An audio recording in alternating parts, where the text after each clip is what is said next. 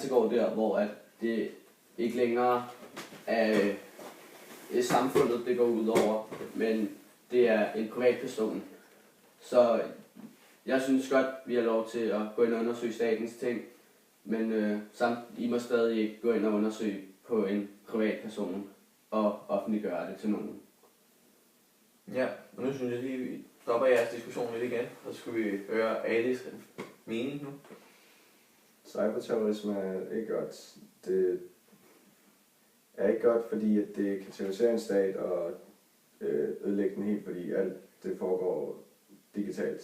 Så de kan hacke sig ind i systemet og ødelægge det, ligesom du gør med staten.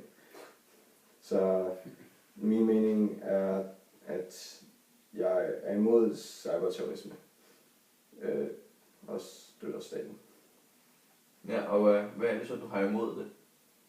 At de kan ødelægge en stat, og at de, ja. Er der ikke andet? Er der ikke også noget med bare, har du ikke noget med dig selv i forhold til, hvad du har imod det? Jeg vil gerne beholde mit privatliv, selvom staten de overvåger en, så gør det stadig for en god, de har en god mening med det. De prøver at stoppe terrorister og for eksempel Taliban, eller hvad man kalder selvmordsmål, måske, hvis der er det. Så stop den. Nej, nu sådan, skal vi så ikke lige lave sådan der? Okay, ja. Tak for ligesom at bare sige det. Ja, skal vi have mere på? Skal vi gøre det? Nej, hvis vi gør så længe, skal vi heller ikke fare med en video. Vi skal også. Skal du selv tale og sådan noget? Ja. Nej, det er hvad jeg har sagt. Ja.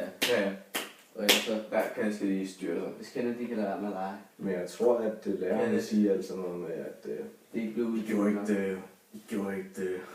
Ja, så kan du ikke lige sige det der? Ja, det var, tak for det, sådan.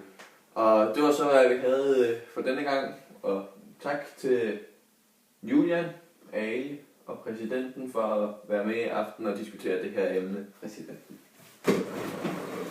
Så for det. Så vi sås.